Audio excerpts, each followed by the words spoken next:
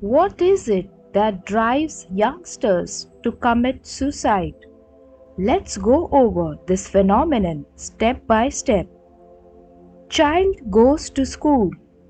Child does not do well in exams, feels rejected, loses confidence.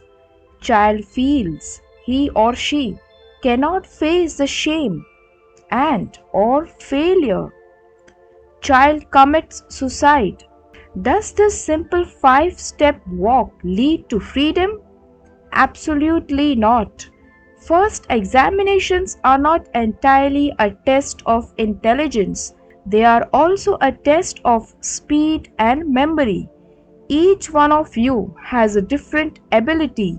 While one student is good with one subject, another excels at some other skill.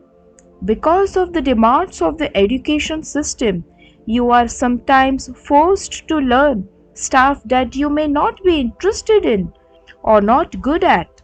Second, even if you do not do well in examinations, it is definitely not the end of the world. There are so many people who have failed in school exams and gone on to be great pioneers, inventors, and leaders in their respective fields. Third, what do you think happens when one resorts to a drastic action like suicide?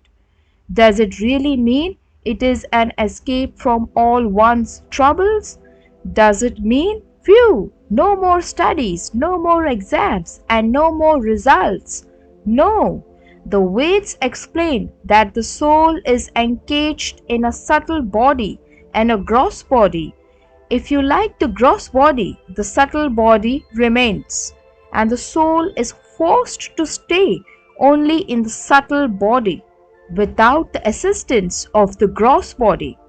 This is a miserable state. This body is a result of your past good karma. It is after many births traveling through plant and animal bodies that you got a human body in a good cultured family. The appropriate use of this body is to engage it in Lord's service. Only when one is completely controlled by the senses, one experiences unhappiness and thinks of suicide as an easy way out of disappointment. We live in the material world, which is also known as Kunta, or a place of misery. The only escape from these miseries is to dovetail one's actions in God consciousness. Then one will experience eternal happiness and there will be no disappointments. Last, people who commit suicide are obviously cowards who cannot and do not face up to challenges that life throws at them. But what about those whom they leave behind? What about parents who will probably spend the rest of their lives blaming themselves? What about the pain and anguish of losing their beloved child? It is time, youngsters, stop to think about these things. So let us look for solutions for an easy student life. Study hard, play hard, set your priorities right, and get your time management together, and there is no way that you will do poorly in your exams. At your age, you are still kids.